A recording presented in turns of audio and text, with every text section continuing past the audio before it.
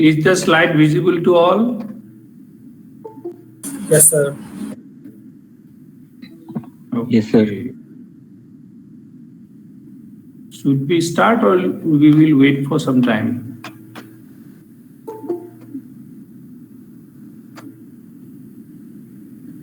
How many of you are there? 53. I think we should start.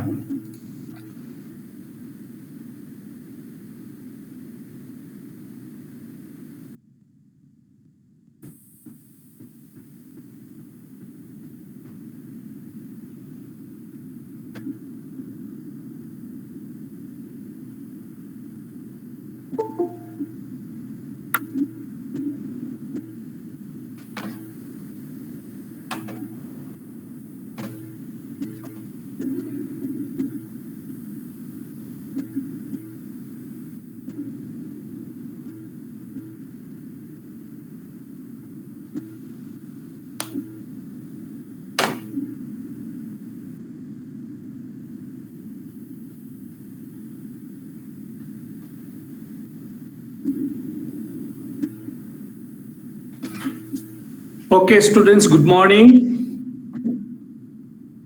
Good morning, sir. Okay, so today we will be starting a new bone or the last bone of the skull, that is the hyoid bone. Okay, so this hyoid bone, it is one of the two bones of the lower jaw. In the lower jaw, there are two bones. One is mandible that we have discussed already, and the second bone is the hyoid bone. And just like the mandible, the hyoid bone is also a unpaired single bone. Okay, so both the two bones of the lower jaw are unpaired. Now, this hyoid bone, if you see, it is present between the vertical rami of the mandible. So in live animal, so if you see, you just look at the cursor. So the hyoid bone will be present at this level. Okay, so here you have the ears, then you have the horn, just below the ear, no? Here this white structure that you see here. So this is cursor is not visible. Huh? Sir, the cursor is not visible. Cursor is not visible. Now what can I do about it? Not visible. Earlier it was visible. I don't know why it is then again not visible now. Let me reshare the slide again. Huh? Just I will stop sharing this one.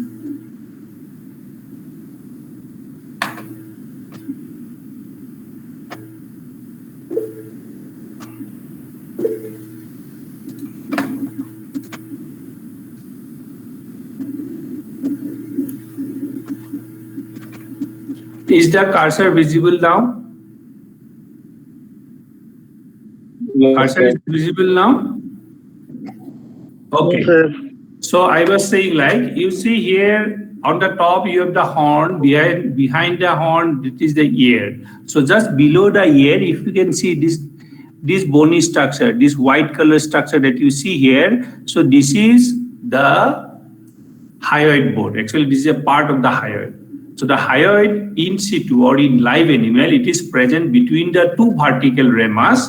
Okay, and it is it extends obliquely downward and forward. And this hyoid bone, if you see, it will be placed between the temporal bone dorsally. So on the dorsal margin, on the upper margin, that is just below the ear, actually, you'll have the temporal bone. So it will extend from the temporal bone downward.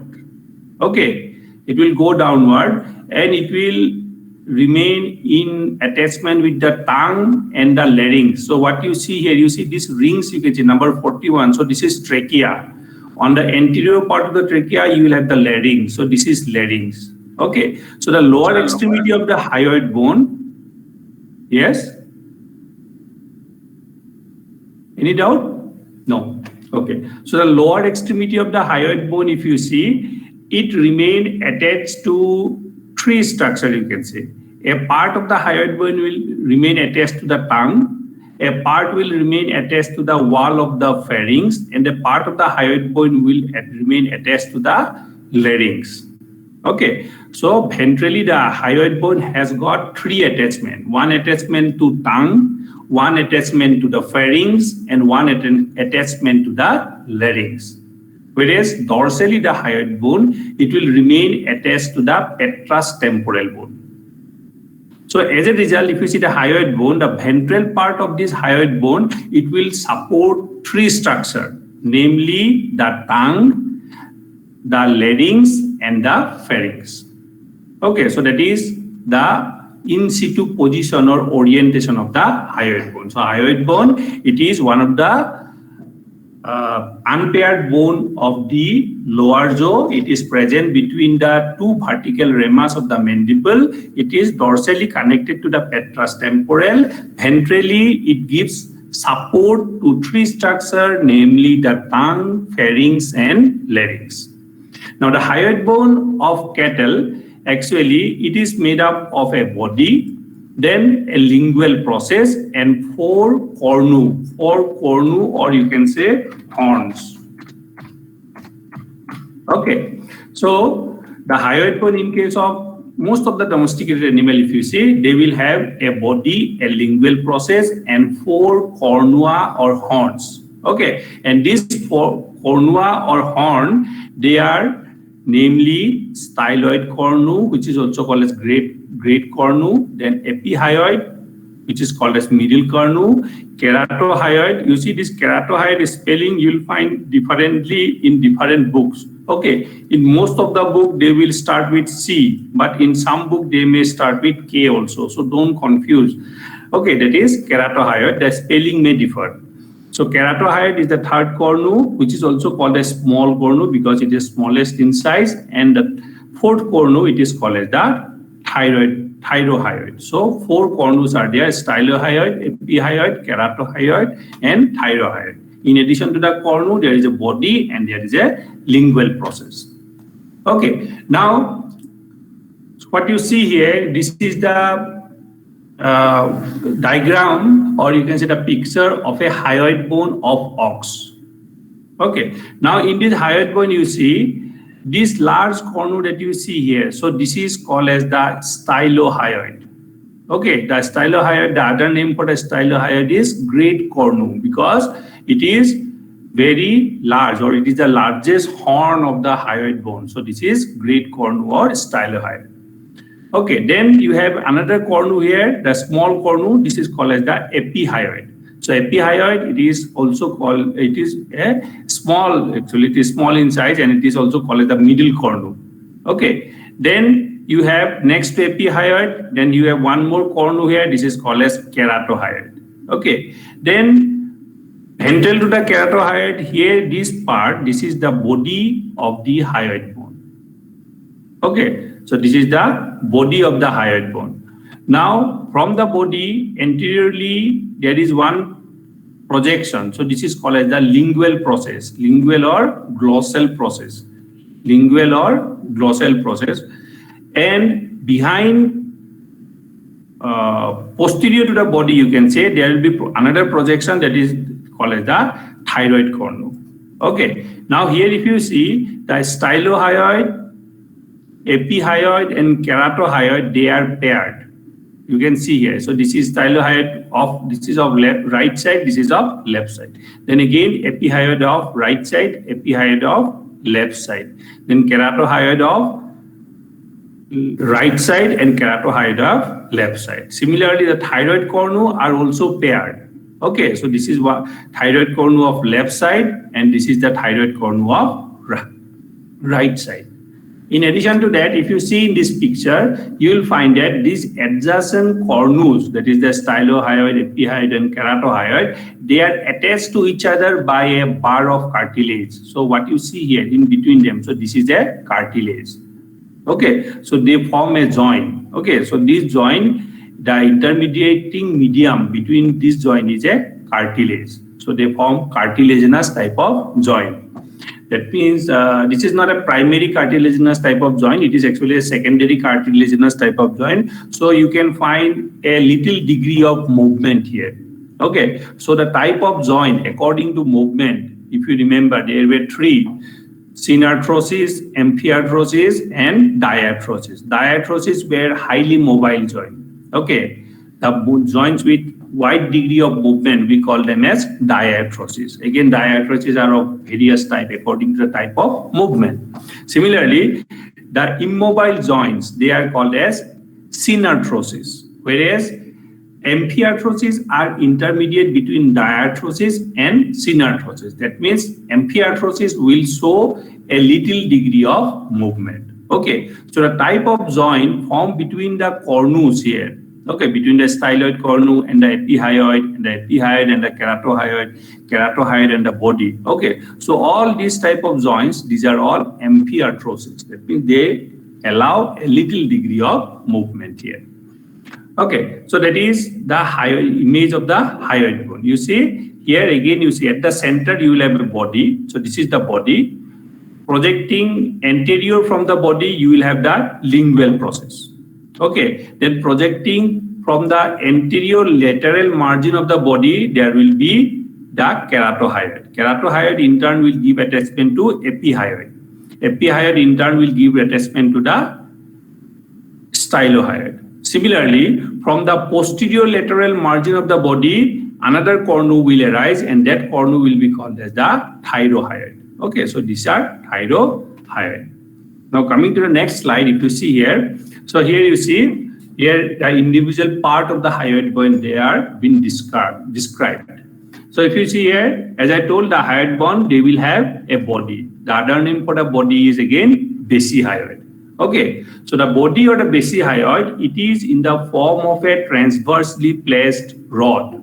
Okay, you can say you have a rod and you place the rod transversely in this direction. Okay, the body is in the form of a transversely placed rod. Okay, now projecting from the body or arising from the middle of the anterior border of the body. Okay, arising from the middle of the anterior border, that means this part. Okay, arising from the middle of the anterior border of the body, there will be one process, and that process is called as lingual process or glossal process. Now, why it is called lingual process or glossal process? Because this process will remain embedded in the root of the tongue. I told you, the ventral extremity of the hyoid bone, it will support the tongue, pharynx, and the larynx. Okay, so the part of the hyoid bone which enters into the tongue or which supports the tongue is the lingual process.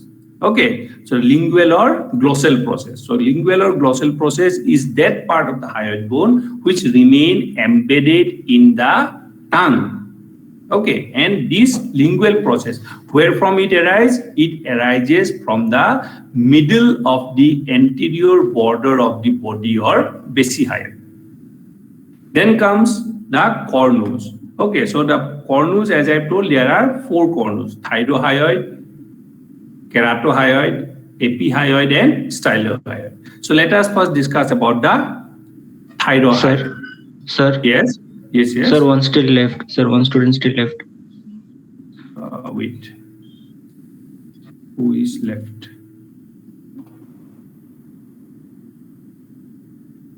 No request is pending here.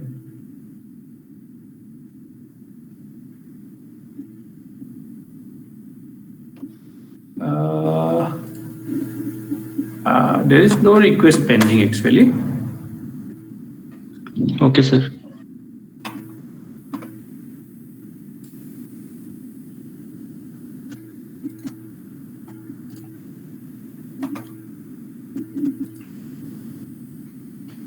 Okay, now the cursor is visible. Hello. Yes, sir. Yes, Cursor is visible. Yes, sir. Are, who is singing? Okay, so here you see, I was telling like the thyrohyoid. So thyrohyoid or the thyroid cornu, or this is also called as thyrohyoid.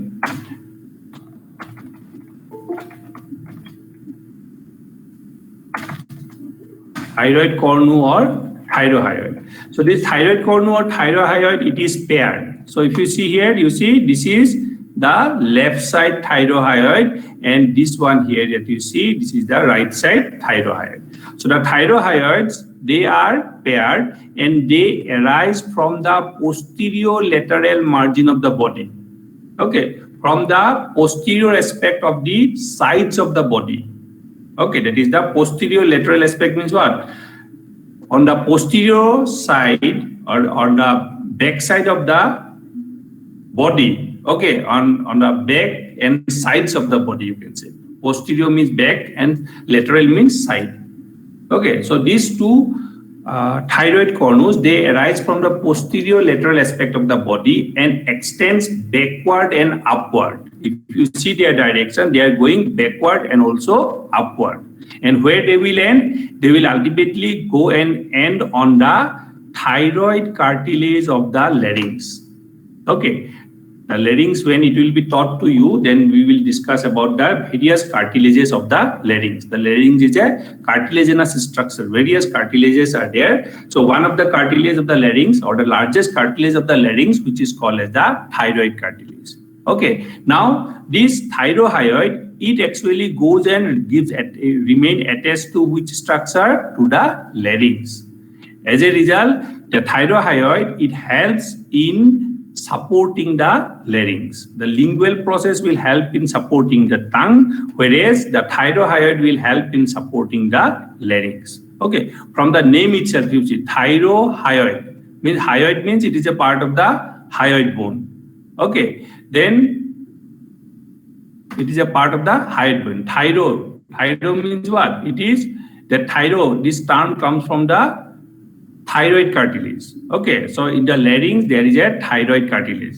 Okay, why this cartilage of larynx is called thyroid cartilage? You see, attached to the larynx there is one endocrine gland that is called as thyroid gland. Okay, so this thyroid gland in live animal will always remain attached to one of the laryngeal cartilage, and that laryngeal cartilage which supports the thyroid gland, it is called as the thyroid cartilage.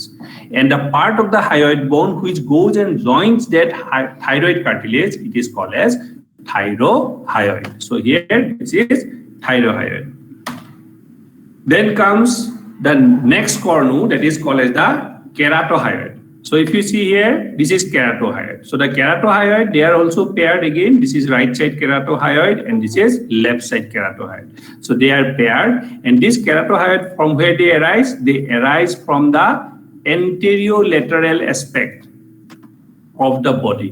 Whereas the thyroid cartilage, they arises from the posterior lateral. But here, the keratohyoid, they arise from the anterior lateral aspect of the body, and they are directed upward. You see, they are directed upward and forward. Okay, it is the keratohyoids, they are directed upward and forward. And the upper end of the keratohyoid, it unites with the epihyoid. Okay, or you can say the keratohyoid is placed between the epihyoid dorsally and the basihyoid ventrally. So it is present.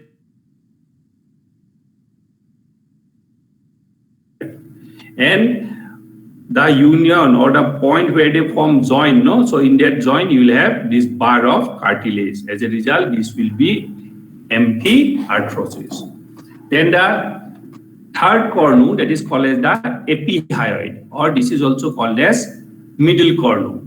Okay, so this is the epihyoid or middle cornu. Again, this is paired. This is one side, this is another one. So it is paired, and it is in the form of a small curved rod. Okay, you see, initially this process, if you take as a whole, it is initially directed upward and forward. Okay, ultimately it curves here and it is directed upward and backward. Okay, so that curving, okay, that curving actually, or that angle, it is actually formed in the which region? In the epihyoid. As a result, the epihyoid, which is small and it is in the form of a curved rod.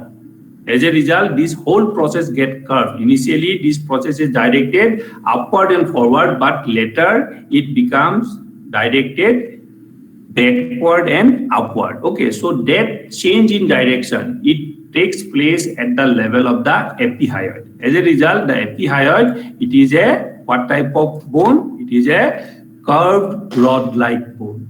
Okay, it is a curved rod-like bone which is directed upward and backward. As a result, this whole process get curved backward. Okay, and it is placed between keratohyoid, it is obviously, and stylohyoid. So this is stylohyoid, this is keratohyoid. So it is placed between the stylohyoid and the epihyoid, and their junction, at their junction, what you will have again, you will have bar of cartilages. Then comes the next hyoid, next cornu, that is the stylohyoid, which is also called as great cornu. Why it is called great cornu? Because it is the largest cornu of the hyoid bone in case of ox. Okay, so it is also called as great cornu. And this great cornu, from here to here, this is great cornu. So it is paired, as you can see. Oh, this is right side again, this is left side. It is paired and it is directed upward and backward. Very obvious from the picture. It is going backward and upward, and its lower end is attached to the epihyoid. Okay, by a bar of cartilage, whereas its upper end, it is very important. You see, its upper end resembles a human foot. Okay. So this is the upper end. The upper end of the stylohyoid, it resembles what? It resembles a human foot. Okay, it is just a human foot-like structure. So in a human foot, all of us know, it will have one heel, okay, and it will have one toe. So here you can say the upper end resembles a human foot and it presents a heel-like muscular process. Okay, so this is the muscular process. This is the heel-like muscular process. And why it is called as muscular process? Because it gives attachment to the muscles. Okay, and it has a toe-like, so this is the toe-like, and it is a toe-like articular process. Okay, articular process means again, that means what? This part of the stylohyoid will form articulation. That's why you have a cartilage here. And with which bone it will articulate? It will articulate with the hyoid process of the petrous temporal bone. Okay, so I was telling, like in the beginning, the hyoid bone, it is dorsally articulated to the petrous temporal bone. Ventrally, it gives support to the tongue, larynx, and pharynx. Okay, now you see which part of the hyoid bone remain attached to the petrous temporal? The toe-like articular angle of the styloid cornu. Okay, the toe-like articular angle of the styloid cornu will remain attached to the petrous temporal bone, whereas the lingual process will remain attached to the tongue. The thyrohyoid or the thyroid cornu, it will remain attached to the larynx. Okay, whereas the remaining part of the hyoid bone, like the muscular angle and all, no, so this will give attachment to the muscles. And muscles of what? Muscles of the pharynx. If you see the pharynx, no, or you can touch your own pharynx, then you'll find this pharynx is mainly made up of muscles. There is no bony structure. Okay, and all those muscles of the pharynx, they will remain attached to the hyoid bone. So as a result, this hyoid bone, it supports those three structures. So that is about the hyoid bone of ox. So I will go very briefly the species difference now. You see, you have to remember this is the hyoid bone of horse. Okay, in hyoid bone of horse, you have to remember the lingual process is long and it is free and pointed. Okay, so if you see here this part, this is the lingual process. So if you compare the lingual process of ox and horse, you will find the lingual process in case of horse is longer and its free end is pointed. So this end is pointed. Okay, then the thyroid and the lingual process fuse with the body. That means this lingual process and the thyroid process, they don't have cartilage in between them. Okay, so as a result, this lingual process and the thyroid processes, they fuse with the body. As a result, there is no movement between the lingual process and the body, and also between the thyroid cornu and the body. That means they will form synarthrosis. If they fuse, that means they are forming synarthrosis. And as a result, it will resemble a fork or spur. Okay, now questions may be asked like, fork or spur-like hyoid bone is seen in which animal? You have to write it will be horse. And why it is fork or spur-like? Because the thyroid and the lingual process fuses with the body. Okay. In addition to that, again, if you see the epihyoid fuses with the stylohyoid. So you'll have the epihyoid here. So it is fused with the stylohyoid. So you cannot see their boundary clearly here. Okay. So somewhere here the epihyoid will be ending. The epihyoid and the stylohyoids are fused in case of horse. Now in case of dog, again, if you see, so this is the hyoid bone of dog. Now if you see in the dog, the glossohyoid or the lingual process or the glossal process is absent. You have to remember this one. Okay, lingual process. You see here this part is the body. So there is nothing projecting anteriorly from the body. So as a result, we say the lingual process is absent in the hyoid bone of dog. Okay, then secondly, you see the epihyoid is longer than the stylohyoid. Now if you see here, this distalmost segment here, this is stylohyoid. And this part is epihyoid. So in horse and in case of cattle or in other domesticated animal, we'll find that the great cornu is the stylohyoid.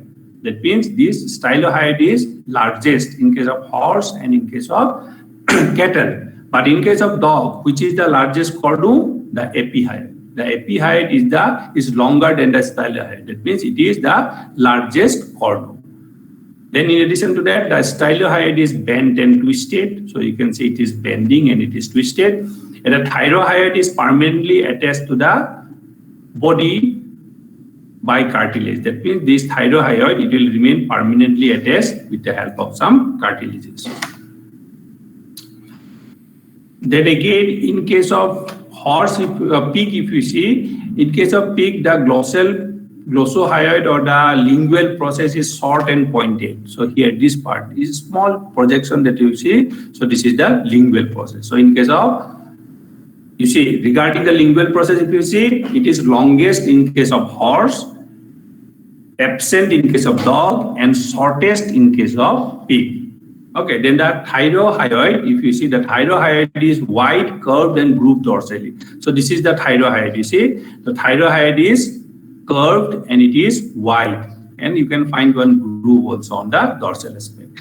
Then next is what? The epihyoid is longer than the keratohyoid. That means here you have the keratohyoid, then you have the epihyoid. So this epihyoid, so this will be longer than the keratohyoid, and the stylohyoid is slender, rod-like. So there is no foot-like heel and toe. It will be slender, rod-like in case of pig. Then comes the hyoid bone of fowl. So there are major differences in the hyoid bone of fowl. So if you see in fowl, this hyoid bone, it is made up of 4 bony segments. Oh, sorry, 7 bony segments. If you count here, you see this is 1, 2, 3, 4, 5, 6, 7. Okay, 1, 2, 3, 4, 5, 6, and 7. So there are total how many bony segments? 7 bony segments. Okay, so among these 7 bony segments, if you see, 3 of them are arranged in a median position. Okay, and those 3 which are arranged in a median position are unpaired. Okay, so among the 7, if you see, 3 are unpaired and 2 are paired. Okay, so among that, the unpaired 3 are placed median in position. Median means central, okay, on the axis.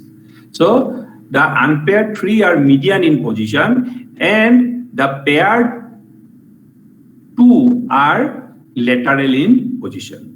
Okay, so this unpaired median segment or the median part, the unpaired median part, it is in turn made up of 3 segments. And the 3 segments namely are entoglossal, basihyoid, and urohyoid. So these are the 3 segments: entoglossal, basihyoid, and urohyoid. Whereas the paired lateral segments are keratobranchial and epibranchial. Okay, this is keratobranchial, these are paired, and these are epibranchial. So 1, 2, 3, 4, 5, 6, 7. Okay, so now if you see the basihyoid, the other name for basihyoid is what? The basihyoid or body. Okay, the basihyoid or body. So this is in the form of a rod. Okay, the basihyoid or the body, this segment is the basihyoid body. It is in the form of a rod and it is placed at the center of the median part. Okay, and this basihyoid or body, it gives articulation anteriorly. That means you can say it presents articular facet anteriorly, posteriorly, and also laterally. That means all the other segments of the hyoid bone of bird, except the epibranchial, they remain attached to the body. Okay, so this is the body. The body is in the form of a rod which presents articular facet anteriorly, posteriorly, and also laterally. Okay, anteriorly the body gives attachment to the entoglossal. Okay, it gives attachment to the process entoglossal. Okay, and this entoglossal in turn, it remains embedded in the tongue. Okay, entoglossal will remain embedded in the tongue. Whereas posteriorly the body will give attachment to urohyoid. Now if you see here, this part is urohyoid. So it is attached to the posterior aspect of the body. And this urohyoid, it is not completely made of bone, rather it is partly cartilaginous. Okay, and the lateral process, if you see, so they are paired. So this is the right side lateral process, this is left side lateral process. And each lateral process is in turn made up of two segments. Okay, the proximal part is called as the keratobranchial and the distal part is called as epibranchial. Okay, so these are the 4 or rather 7 bony segments of the hyoid bone of fowl. Okay, so that is about the bones of the skull. Okay, so hyoid bone of fowl, this is very important from examination point of view. Please be thorough with this bone. Okay, then coming to the next part, that is nasal sinuses. Okay, have you heard of the disease black fungus? You heard or not, black fungus? Yes, sir. Why it happens? Any idea? No due idea. to weakening of immunity. Due to weakness of immunity. Because in COVID treatment, no, they in serious cases they give steroid. Steroid in turn decreases the immunity of the body. Okay, so when a person is immunocompromised or his immunity is decreased, then what happens? This fungus, okay, which is called as the black fungus. You can see that fungus growing on the, if you keep bread in the open for a very long period of time, you can see some funguses growing there, isn't it? So those funguses commonly we call as black fungus. Otherwise they are called as mucormycosis. Okay, so these mucormycosis, they are available in the environment. So whenever they get suns, they start infecting people. Okay, and this mucormycosis or the black fungus, they enter into the body through the paranasal sinuses. Okay, that's why you see, if you see here in this top image here, so you can see this opening here. So these are all sinuses. So these are sinuses of the frontal bone. And these sinuses, they are connected to the nasal cavity. Similarly, you can see sinuses here. So these are sinuses related to the palatine. Okay, so these are palatine sinuses. So they are also connected to the nasal cavity. So this black fungus, what they does, or the mucormycosis, they usually enter into the nasal cavity, and from nasal cavity, they will get distributed to various parts of the body, but usually they will, from the nasal cavity, they will enter into the paranasal sinuses. And in the paranasal sinus, they will start proliferating, and from there they will grow. Okay, and ultimately, you see, this is the frontal bone. Inside the frontal bone, you have sinus. So here, this is the orbit. In the orbit, what you will have? You will have the eye. Okay, so from the paranasal sinus, they may in fact go and grow on the eye and they may infect the eye. Or in severe cases, they may grow into the cranial cavity and they may damage the brain.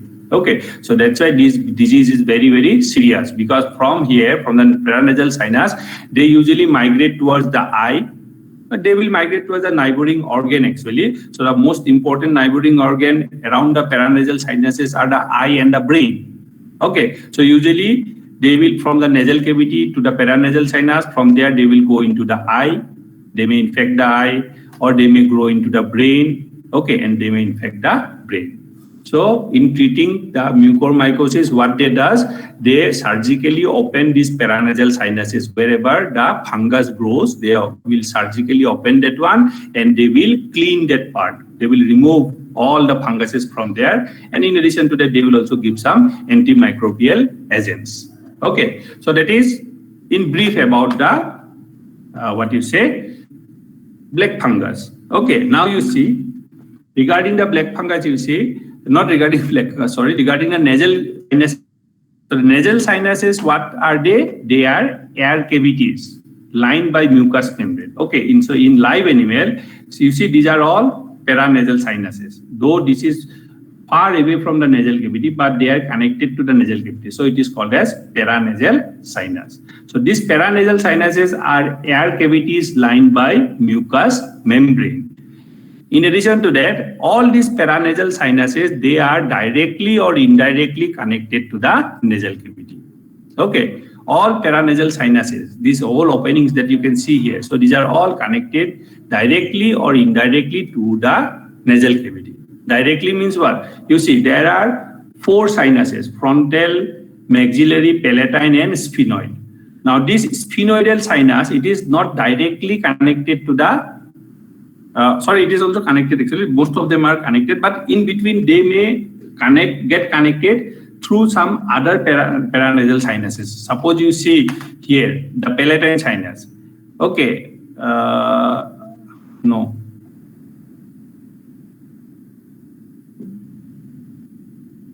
The palatine sinus and the maxillary sinus. Okay, they also connect with each other. Okay, so sometimes the palatine sinus may connect to the nasal cavity through the maxillary.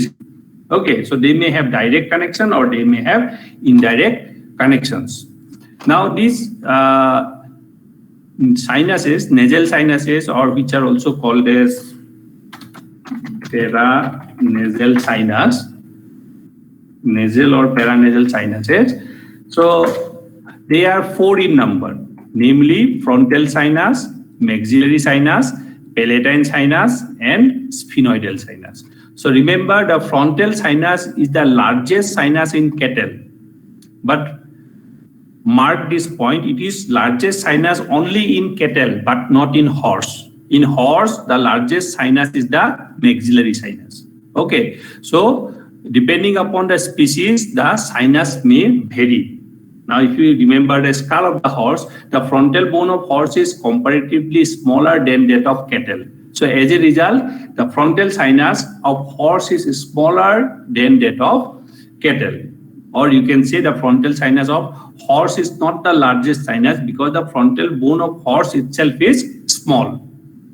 Okay, the 4 sinuses are frontal, maxillary, palatine, and sphenoidal. So among that, the frontal sinus is the largest sinus in case of cattle, and this frontal sinus is found inside the frontal bone, parietal bone, interparietal, and supraoccipital. Okay, so here you remember the frontal sinus in case of cattle is not only confined to the frontal bone. You can find part of the frontal sinus inside the parietal. You see the parietal bone will be here, interparietal will be here, parietal also will be here. Then supraoccipital also will be at this part. So you can see this part of the sinus is completely under the frontal bone, this part and this part. But this area of the frontal sinus, this is inside the interparietal, parietal, and the supraoccipital. So remember, frontal sinus is found inside 4 bones: frontal bone, parietal bone, interparietal bone, and supraoccipital. And this frontal sinus, it communicates with the middle nasal meatus. I told you that in the nasal cavity there are four meatus: dorsal nasal meatus, middle nasal meatus, ventral nasal meatus, and common nasal meatus. Now, the frontal sinus is communicated, or frontal sinus communicates with the middle nasal meatus. Then comes the next one, that is the maxillary sinus. So the maxillary sinus, it is, you see, it is mainly found in the body of the maxilla. Now, if you remember, like the maxilla, it has a body. So this is the body of the maxilla, where you find the infraorbital foramen, that you have the facial tuberosity, facial crest. Then a part of the maxilla is seen also on the floor or roof of the oral cavity. Okay, so that is called as the palatine process of the maxilla. So mainly the maxillary sinus, where you will find it? You will find it only on the body of the maxilla, and it communicates with the middle nasal meatus.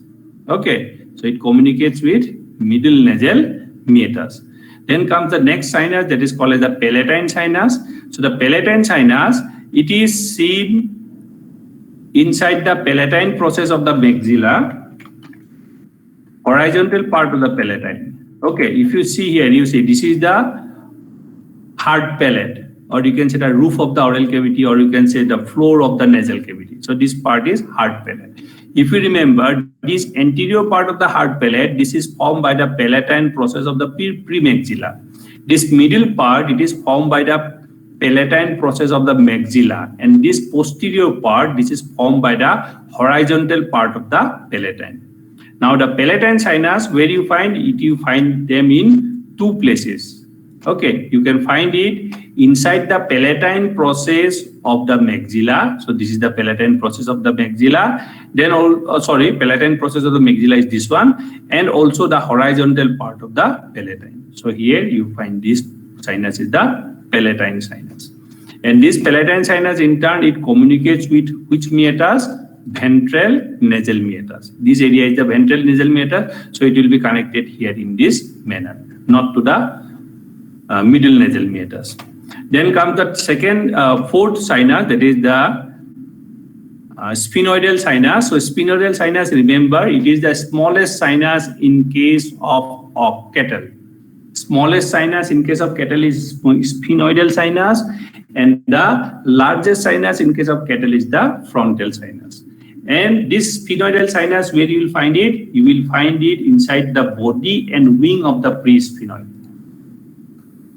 You see in this skull, if you see, I told you earlier, no, you will have the basioccipital, then you will have basilar tubercle, then you will have the sphenoid, body of the sphenoid. Body of the sphenoid again made up of postsphenoid and presphenoid.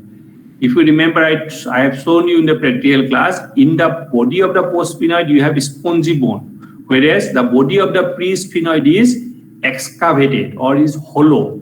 Okay, and this hollow cavity, which is found inside the body of the presphenoid, it is called as what? Sphenoidal sinus. So sphenoidal sinus is the smallest sinus, and it is mainly seen on the which bone? On the presphenoid, both on the wing and the body of presphenoid. And this sphenoidal sinus in turn is connected to the ventral nasal meatus.